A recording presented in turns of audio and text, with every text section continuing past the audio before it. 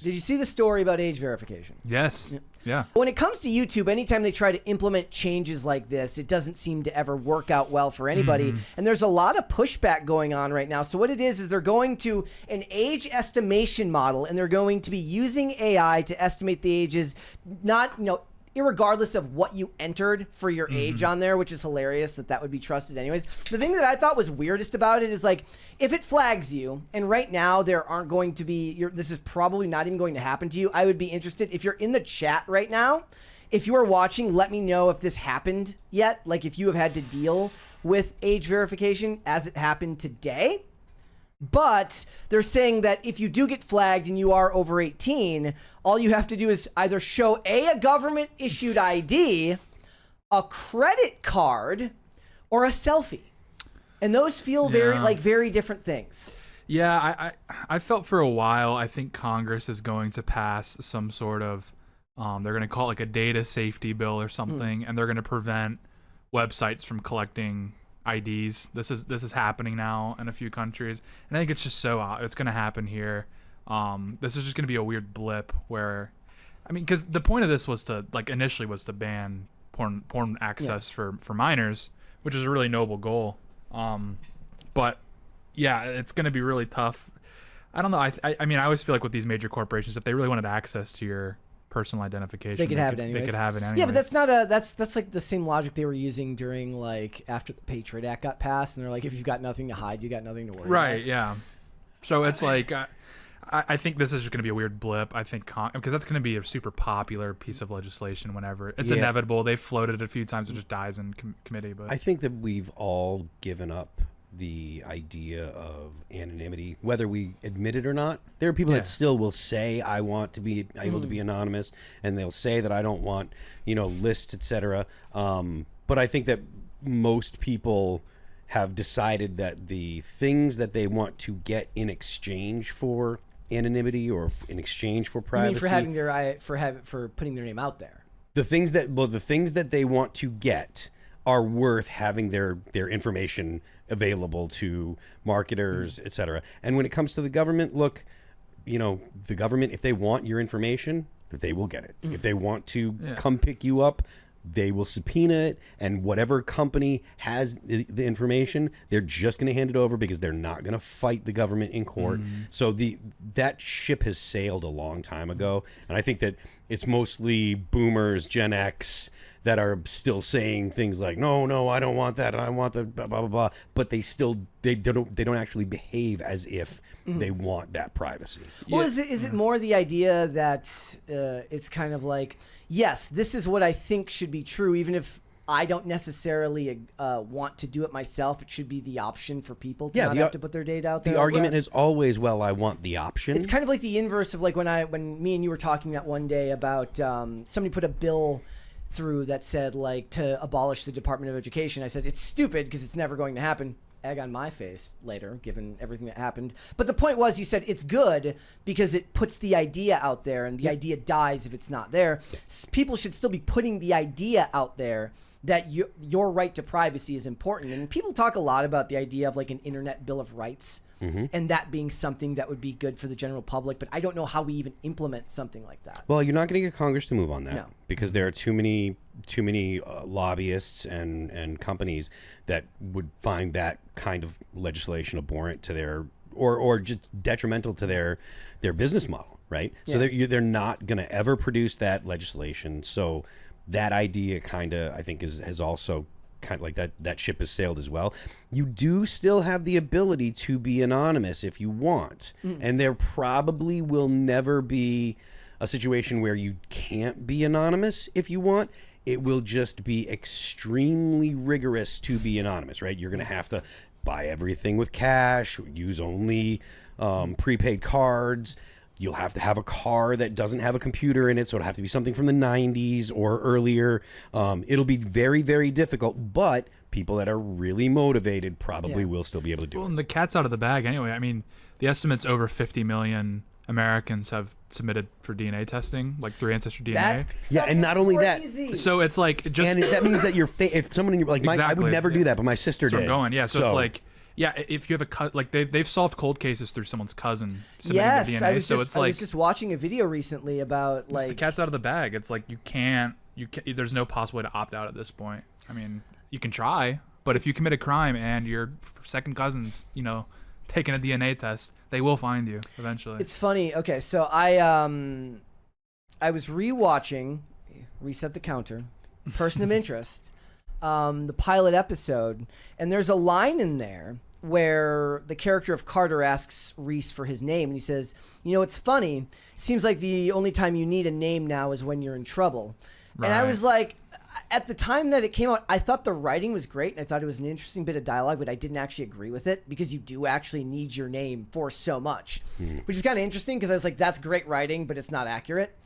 But now it feels like what they were doing at the time of that show, given that so much of what that show talked about, which was the idea of privacy, because in the show it's about an artificial intelligence that has access to every government feed and all of your information. But since it's a piece of artificial intelligence, technically your Fourth Amendment rights aren't being violated because it's not a human being that's looking at it. It's just a computer that's then filtering out data. That was the premise of the show. And at that time, they were raising those serious questions of privacy in like 2011 before the Snowden scandal. And then Snowden happens and your privacy is eroded little by little. I have a friend who cares about this deeply, and every story that he posts on his Instagram or wherever he's posting is about data security and all of this stuff. And he says, he's like, it's crazy to me because I care and it seems like nobody else does. Like he's like, I just can't get anybody else to care about these things. But the thing is like people have mentioned, and like Tim has said, like it felt like there was a Trojan horse where, the tech bros switched sides seemingly during this quote unquote vibe shift. And now everybody has to go along to get along because they've already got you. You've already need to sign up for all of their sites. It's already going to require you to put in all of your information. And back in the day, that was limited to like people who wanted to access porn online. Yeah. And what was the joke? It's like who even puts 18 plus on this website? A 17-year-old could figure out how to click yes. Yeah. I am 18. But as far as what YouTube is actually doing for this, starting with a small set of people, it is domestic. I believe a lot of times they roll these programs out in other countries. They don't even roll them out domestically. Right. But it's going to, if it does deem you under 18, you will not get personalized ads. Do you understand why that is? Like, why they, what, I didn't understand the purpose of that. Yeah, well, I think it's something along the lines of you shouldn't be collecting data on minors. So it's more to do with the fact that they'd be collecting what, like phone data? Presumably, yeah. Okay. Yeah. Because Google tracks, even if like you have, a YouTube tab open, you're not actively using it, is tracking your data across all your other tabs. Yeah. And the other thing is it says that it automatically turns on digital well-being tools, which have existed for a very long time amongst all of these apps. Like Instagram has had that feature for a very long time where it's like, you're insane, get off Instagram. You've been on here for 12 hours today. Yeah. Yeah, they always do that. I remember like for a while on TikTok, these guys, they try to be like so sensible and sensitive, and they would make TikToks. They'd be like, hey, if you're watching this, you've probably been scrolling for a little too long. Have you eaten today? Have you taken a shower? And it's like, dude, get out of here. I'm trying to brain rot. I'm trying to brain rot right now. I'm bed rotting right now. I'm trying to waste time. Yeah, geez. Like, how about you mind your own business? I don't interrupt you and say, hey, you should be scrolling Instagram Reels right now. You don't see me doing that. Also, it said like if the AI deems that you are under 18, they will not show you problematic videos too many times in a row. Then the very easy question is like, what is deemed problematic and who gets to make that distinction? Yeah, that's what this is it's trying to get the cat back in the bag with political stuff. So to that point, I do think that it's actually fairly easy to figure out what is problematic to teens. If you're dealing with adults, then it becomes far more difficult. But when it comes to teens, people under 18 years old, don't show them stuff where there's like people with body dysmorphia. Don't show them stuff like what's her name, Eugenia Cooney. Yeah, none of that stuff. No porn, no violence. If it's teens, it's anything that would make a movie rated R shouldn't be in the algorithm for teens. Yeah. Right? That shouldn't be difficult. When it comes to adults, this is a totally different conversation. Adults should be able to see whatever they want. How they shape the algorithm, I think is totally dependent on the company and what the adults are looking for. But when it comes to teens, to me it's very simple. If it's something that would be considered rated R, by the like movie standards, don't show it to teens. The other thing that's sad is like there's like a change.org petition, which has never actually changed anything in the history of the world.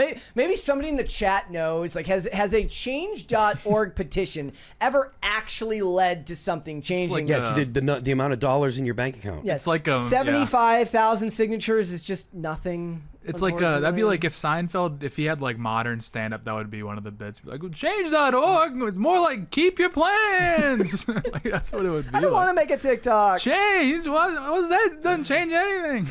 I say it's a good thing to push back on this. I don't think the age verification is a good idea. Well, I think like ultimately what's going on here, and this was the same thing with the TikTok ban, is they dress it up in terms that sound acceptable to conservatives. What's really going on by banning TikTok, by trying to restrict or handle the type of content that minors are accessing, like the primary point of that is because they're being exposed to increasingly right-wing content, and that is unacceptable, and it's a containment breach, and they want to stop that and nip it in the bud. That's 100% what's going on. The boys are all going right wing, so therefore we have to. That's exactly because it's like, and that's what they're being exposed to, and so it's like I said, it's a huge containment breach, and they want to get on top of it. Yeah, I did posit the question to X. I was interested to see what people thought, because again, this is one of those stories where it's like, again, I don't have a huge interest necessarily in this type of data security or all of these things. But it is an interesting discussion given the fact that as our lives are spent more and more online, you're going to have to deal with these types of things in a way that you never would growing up. It just never would have been something that came into contact for me. But it seemed like most of the people that I asked did agree that it was probably not a good idea. Shane H. Wilder, who I'm sure is in the chat right now, says AI age verification sounds horrid. Look, just because I have the mentality of a 12-year-old does not mean that I am a 12-year-old. Yeah, that's true. And the AI will likely predict wrong in a lot of ways. The Quiet Part Pod says, yes, for now, and until it becomes sentient and then the robots do attack. Who determines what is age appropriate for teens or for adults? What is not just a simple line to say ban porn and truly adult-themed content, then tries to skirt that line? Well, yeah, and the other thing about that was like it made sense to everybody when it was Pornhub. Right. It made sense to everybody when it was Pornhub, but anybody who was, the libertarians were probably the ones saying at that time, because it wasn't politically correct to say so. It's not going to stop just there, and it's going to end up being implemented elsewhere. Yeah, it's just tough because it's like this is actually very easy to differentiate, and it should be, yeah. And the motivating factors between like this that we're talking about right now and age restriction with pornography is obvious because those two different camps advocating for it, where with this one, this is more of a general kind of neoliberal argument. I mean, there are some conservatives involved. With the Pornhub thing, that was entirely state legislators that were Republican, and evangelicals primarily were pushing that. Rightfully so. I think that is a good law to restrict porn usage. They should be banned outright, but that's just me. But. I did also see this one about the Screen Act. Have you heard of the Screen Act? This one was, it was going viral on X recently because they were saying that there was people making jokes about how it was going to be used to ban anime. And it says, please pass it. It says the Screen Act was introduced by Congresswoman Mary Miller and Senator Mike Lee and was officially named, this is what it stands for: Shielding Children's Retinas from Egregious Exposure on the Net Act. I'm supportive of anything that brings back the phrase the net, because it's very 90s, and I'm going to hack the world, as Johnny Lee Miller said in Hackers. Yeah, we're getting exposed to some wild things on the net. Just something to think about hang out on the net later. As you become more and more subservient to your AI overload. They probably came up with Screen and then like ChatGPT did an abbreviation, and that was like the best option. They're like, I didn't even think about that. They had that's worse. They had to use AI to make their abbreviation because that's it's like Shield. like SHIELD in Marvel. What is it, like the Strategic Homeland Intervention? And I don't even remember the rest of it, but it's awesome, and that's the point. Thanks for watching. Listen to full episodes of Pop Culture Crisis on Spotify. Keep up with us on social media and make sure you subscribe and ring that bell so you never miss the show. Bye, guys.